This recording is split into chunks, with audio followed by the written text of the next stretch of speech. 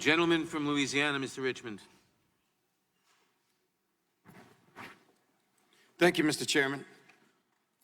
Mr. Mueller, Congressman Dutch addressed Trump's request to McGahn to fire you. Representative Bass talked about the president's request of McGahn to deny the fact that the president made that request. So I want to pick up where they left off, and I want to pick up with the president's personal lawyer. In fact, there was evidence that the president's personal lawyer was alarmed at the prospect of the president meeting with Mr. McGahn to discuss Mr. McGahn's refusal to deny the New York Times report about the president trying to fire you, correct? Correct. In fact, the president's counsel was so alarmed by the prospect of the president's meeting with McGahn that he called Mr. McGahn's counsel and said that McGahn could not resign no matter what happened in the Oval Office that day, correct? Correct. So it's accurate to say that the president knew that he was asking McGahn to deny facts that McGahn, quote, had repeatedly said were accurate, unquote. Isn't that right? Correct. Your investigation also found, quote, by the time of the Oval Office meeting with the president was aware, one, that McGahn did not think the story was false, two, did not want to issue a statement or create a written record denying facts that McGahn believed to be true. The president nevertheless persisted and asked McGahn to repudiate facts that McGahn had repeatedly said were accurate. Isn't that correct? Generally true. I believe that's on page 119. Thank you. In other words, the president was trying to force McGahn to say something that McGahn did not believe to be true. That's accurate. I want to reference you to a slide, and it's on page 120.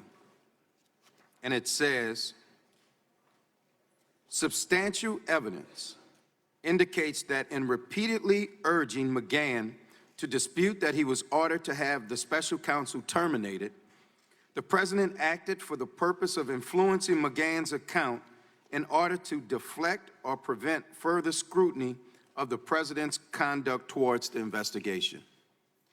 It's accurate. Can you explain what you meant there? I'm just going to leave it as it appears in the report. So it's fair to say the president tried to protect himself by asking staff to falsify records relevant to an ongoing investigation. I would say that's generally a summary. Would you say that that action, the president tried to hamper the investigation by asking staff to falsify records relevant to your investigation? I'm just going to refer you to the report, if I could, for review of that episode. Thank you. Also, the president's attempt to get McGahn to create a false written record were related to Mr. Trump's concerns about your obstruction of justice inquiry, correct? I believe that to be true. In fact, at that same Oval Office meeting, did the president also ask McGahn why he had told, quote, why he had told special counsel's office investigators that the president told him to have you removed, unquote? And what was the question, sir, if I might? Let me go to the next one.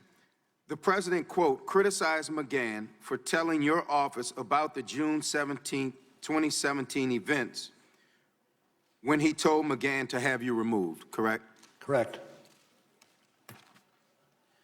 In other words, the president was criticizing his White House counsel for telling law enforcement officials what he believed to be the truth. I again go back to the text of the report. Well, let me go a little bit further. Would it have been a crime if Mr. McGahn had lied to you about the president ordering him to fire you? I don't want to speculate. Okay. Is it true that you charged multiple people associated with the president for lying to you during your investigation? That is accurate. The president also complained that his staff were taking notes during the meeting about firing McGahn. Is that correct? That's what the report says. Yeah, the report. But in fact, it's completely appropriate for the president's staff, especially his counsels, to take notes during a meeting, correct? Well, I rely on the wording of the report. Well, thank you, Director Mueller, for your investigation into whether the president attempted to obstruct justice by ordering his White House counsel, Don McGahn, to lie to protect the president and then to create a false record about it. It is clear that any other person who engaged in such conduct would be charged with a crime. We will continue our investigation and we will hold the president accountable because no one is above the law.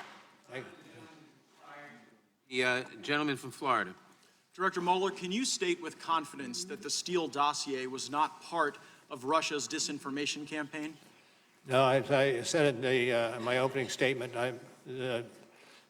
that part of the building of the case predated me, and by at least 10 months. Yeah, I mean, Paul Manafort's alleged crimes regarding tax evasion predated you. You had no problem charging them. And matter of fact, this Steele dossier predated the Attorney General, and he didn't have any problem answering the question. When Senator Cornyn asked the Attorney General the exact question I asked you, Director, the Attorney General said, and I'm quoting, "No, I can't state that with confidence." And that's one of the areas I'm reviewing. I'm concerned about it, and I don't think it's entirely speculative. Now, if something is not entirely speculative, then it must have some factual basis, but you identify no factual basis regarding the dossier or the possibility that it was part of the Russia disinformation campaign. Now, Christopher Steele's reporting is referenced in your report. Steele reported to the FBI that senior Russian foreign ministry figures, along with other Russians, told him that there was, and I'm quoting from the Steele dossier, extensive evidence of conspiracy between the Trump campaign team and the Kremlin. So here's my question. Did Russians really tell that to Christopher Steele, or did he just make it all up and was he lying to the FBI? Let me back up a second, if I could, and say, as I said earlier, with regard to the Steele, that's beyond my purview. No, it is exactly your purview, Director Mueller, and here's why. Only one of two things is possible, right? Either Steele made this whole thing up and there were never any Russians telling him of this vast criminal conspiracy that you didn't find, or Russians lied to Steele. Now, if Russians were lying to Steele to undermine our confidence in our duly elected president, that would seem to be precisely your purview, because you stated in your opening that the organizing principle was to fully and thoroughly investigate Russia's interference. But you weren't interested in whether or not Russians were interfering through Christopher Steele. And if Steele was lying, then you should have charged him with lying like you charged a variety of other people, but you say nothing about this in your report. Well, sir. Meanwhile, Director, you're quite loquacious on other topics. You write 3,500 words about the June 9 meeting between the Trump campaign and Russian lawyer Veselnitskaya. You write on page 103 of your report that the president's legal team suggested, and I'm quoting from your report, that the meeting might have been a setup by individuals working with the firm that produced the Steele reporting. So I'm going to ask you a very easy question, Director Mueller. On the week of June 9, who did Russian lawyer Veselnitskaya meet with more frequently? The Trump campaign or Glenn Simpson, who was functionally acting as an operative for the Democratic National Committee? Well, what I think is missing here is the fact that this is under investigation elsewhere in the Justice Department. And if I can finish, sir, and consequently, it's not within my purview.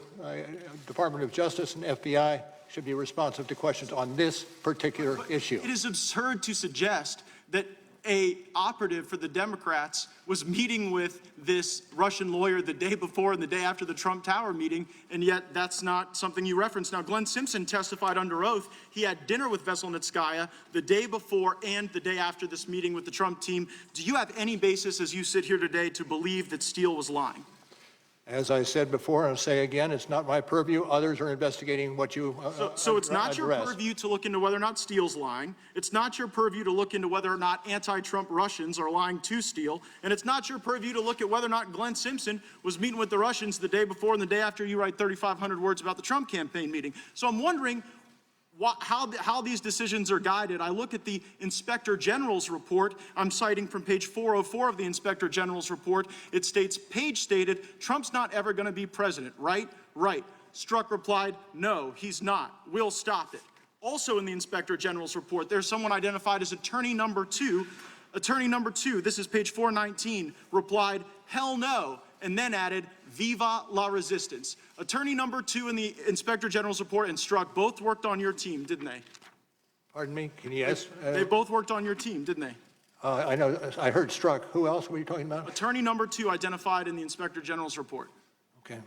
And the question was? Did he work for you? The guy who said Viva la Resistance. Peter Struck worked for me for a period of time, yes. Yeah, but so did the other guy that said Viva la Resistance. And here's what I'm kind of noticing, Director Mueller. When people associated with Trump lied, you threw the book at him. When Christopher Steele lied, nothing. And so it seems to be that when Glenn Simpson met with Russians, nothing. When the Trump campaign met with Russians, 3,500 words. And maybe the reason why there are this discrepancies in what you focused on is because the team was so biased. Time of the gentleman has expired. Pledged to stop Mr. Trump. Jeffries of New York is recognized.